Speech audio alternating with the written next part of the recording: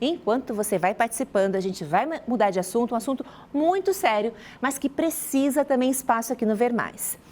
É um assunto que afeta muitas pessoas no ambiente de trabalho, o assédio moral e sexual. A prática, infelizmente, é mais comum do que a gente imagina e traz consequências graves para a saúde mental e física das vítimas. Para entender melhor o que caracteriza esse tipo de assédio e como denunciar, recebo o doutor Romeu de Assis, autor do livro 50 Tons, reveladores de assédio sexual e moral no trabalho. Doutor Romeu, boa tarde, bem-vindo ao Ver Mais. Boa tarde, Kelton, é um prazer estar aqui. Bem, o senhor lançou um livro com 50 perguntas e respostas, Sim. Então, mas eu já começo lhe perguntando, como que a gente pode identificar, como a mulher pode identificar que está sendo vítima de assédio e o que fazer nesses casos? O assediador tem várias maneiras de escolher a vítima e depois fazer um plano de ação. Então, o mais corriqueiro é o assediador elogiar, achar a mulher o máximo, bonita, cheirosa e assim por vai. Tudo combina, tudo é maravilhoso, então começa ali já é um sinal. Outro sinal muito também comum é o assediador normalmente querer favorecer, prometendo uma promoção, uma férias, algo que que vai beneficiar a pessoa e que é anormal perante os colegas ou perante outras pessoas do seu setor de trabalho. Estamos falando de trabalho, Então, a mulher tem que, a pessoa assediada tem que acender a luz e notar que isto trata-se de um assédio ou de um começo. Testar para ver se realmente aquilo se repete, então, realmente fazer um plano agora de defesa. Doutor, gostaria de abrir um parênteses por um caso que está acontecendo agora, que está chamando muita atenção da opinião pública, envolvendo 2 ministros do governo federal. O que demonstra, o que nos mostra que o assédio pode ocorrer em qualquer âmbito, em qualquer esfera. Pode ser em ambientes privados de empresas, pequenas, grandes e até mesmo no ambiente político envolvendo ministros. O Brasil, infelizmente, ele é fraco na legislação e na cultura sobre esse assunto. Porque nós somos resultado de uma geração escrava no Brasil. E também com aqueles senhores de engenho, toda aquela cultura machista, trouxe para o nosso meio social a mulher quase como um objeto aos olhos de alguns menos esclarecidos e, inclusive, tementes a Deus, diga-se de passagem. Então, olha na mulher e quer realizar algo que vem, talvez, lá de trás e pega ele e talvez a casa dele, como o pai dele pensa sobre a mulher, as gerações dele anteriores. E aí passa a tratar a mulher dessa forma. Não há legislação, por exemplo, na área pública. Existe agora uma legislação na área trabalhista. Porque em 2022, o governo que estava ali, ele sancionou uma lei dando essa atribuição às CIPAs, que são as Comissões Internas de Prevenção de Acidentes, para orientar em todas as camadas hierárquicas a mulher e todas as pessoas, incluindo todos aqueles que comandam. Porque estatisticamente ficou descoberto que o grande problema do assédio sexual e moral no trabalho é na hierarquia que manda, não é quem não manda. Então, quem manda, às vezes, se acha dono. E aí parte para o ataque e tem toda essa situação. E fere a mulher na sua dignidade, até deixando-a doente do trabalho. Existem situações de suicídio, de doenças graves mentais, de depressão graves, de desestímulo, de pessoas que não querem mais enfrentar, não querem estudar mais, não têm projeto de vida, porque estão sendo molestadas por pessoas que realmente não têm a dignidade de estar onde estão. E, doutor, o senhor é advogado e escritor, então esse livro também é resultado da sua experiência como advogado e de casos que o senhor acompanhou. E aí o senhor me explicava que justamente é para líderes nesse sentido, porque hierarquicamente é onde que acaba acontecendo. Então, treinar os líderes é uma forma de conscientizar. As empresas, elas são um pouco tímidas, porque elas pensam, não vou mexer nisso, porque isso é delicado e tal, então deixa acontecer. Não. A grande qualidade de vida no trabalho está onde o empresário ele tem que enfrentar essa realidade.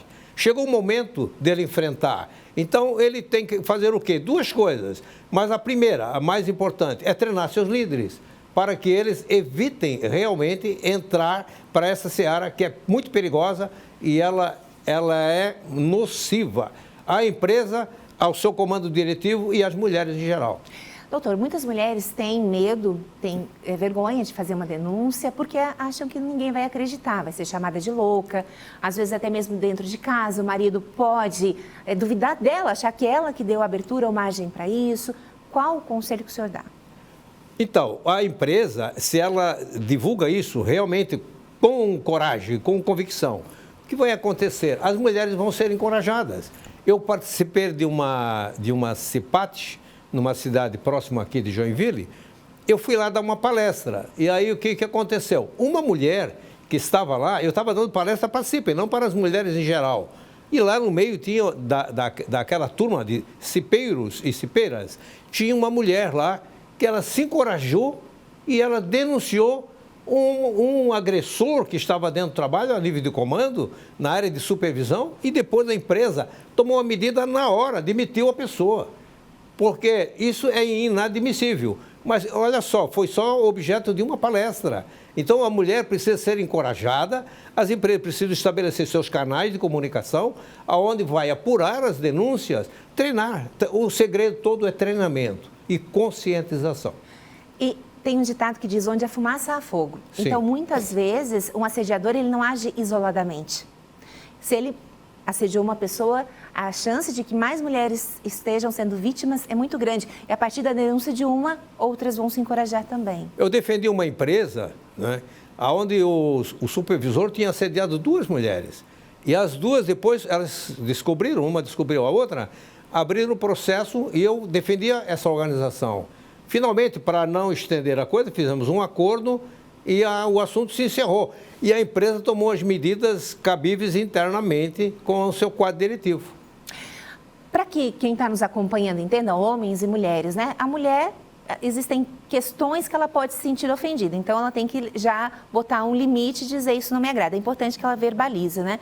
E muitos homens também, às vezes, ficam naquela situação. Ah, não se pode falar mais nada, agora tudo é um risco. Como que o homem também deve se comportar ou o homem deve entender esse sinal que a mulher está incomodada com aquilo? Quando há conscientização, não há nada a temer, porque eu sei aonde eu posso ir e sei aonde eu não posso ir. Então, esse é o primeiro ponto. Agora, uma liderança treinada sabe disso. Uma liderança ignorante sobre isso, às vezes faz uma gracinha que não tem sentido nenhum e, claro, que pode ser mal interpretado. Agora, ele tem que saber o limite dele, mas para saber o limite, ele tem que aprender. Aprender a legislação, aprender várias coisas que estão acontecendo. O Ministério Público do Trabalho, o Justiça do Trabalho, o sindicato, todos são entidades que têm resultados para que a gente possa conhecer e nos abalizar. Existe uma estatística da Organização Internacional do Trabalho que diz que mais de 50% das mulheres no mundo já foram assediadas alguma vez no trabalho. Isso é muito sério. E isso produz resultados terríveis, nocivos à sociedade. Então, precisamos ter essa conscientização. O empresário precisa colocar o pé para agir. Doutor Romeu, chegou uma mensagem para a gente no WhatsApp, a produção separou, vamos dar uma olhadinha aqui. Olha, já passei por isso com chefia e o médico psiquiatra constatou assédio moral. Porém, o médico do trabalho disse que o assunto relacionado ao trabalho era para ser resolvido no trabalho, invalidando a situação. Uma mensagem anônima, a quem eu agradeço muito. A gente imagina o quanto é doloroso ter que falar sobre isso, mas também é uma forma de buscar ajuda, de tentar resolver essa situação. E o doutor Romeu, se puder nos dar o encaminhamento ou a sua visão sobre esse assunto? Isso é falta de conscientização do empresário e de todo o seu quadro diretivo, incluindo os médicos. Os médicos têm medo de fazer qualquer ação, a grande maioria, não vou falar de todos, mas a grande maioria tem medo de, não vou colocar minha mão aí, então diz que tem que ser resolvido no trabalho. A Previdência Social considera a mulher que fica doente, lá uma hora, o médico da perícia pode capitular como doença ocupacional. E aí, cria mais um problema para o empregador. Então, o empregador tem que se conscientizar, treinar todo mundo, inclusive o médico, Porque não é só médico, hoje nós temos um problema. O delegado precisa estar bem treinado no caso de uma queixa, porque às vezes as mulheres são desacreditadas também por autoridades constituídas. Isso tudo é falta de conscientização sobre o assunto e de valorização. Eu tenho que entender que no processo de empatia pode ser um ente querido da minha família. Então, se eu fizer esse processo, eu vou valorizar a questão. Maravilha, assunto importantíssimo. Muitas perguntas e respostas de uma forma muito didática aqui no livro do Dr. Romeu de Assis. Está disponível para venda nas plataformas, mas pode procurá-lo também nas redes sociais. Procura lá Romeu José de Assis, advogado, empresário e palestrante aqui de Joinville. Doutor Romeu, muito obrigada pela sua presença aqui no Ver Mais. Uma homenagem às mulheres que sabem agir e àqueles homens e àqueles empresários que estão tomando uma posição frente a um quadro tão importante. Porque uma vez tomada a iniciativa, a sua produtividade empresarial vai crescer e tudo vai melhorar. Maravilha, muito obrigada.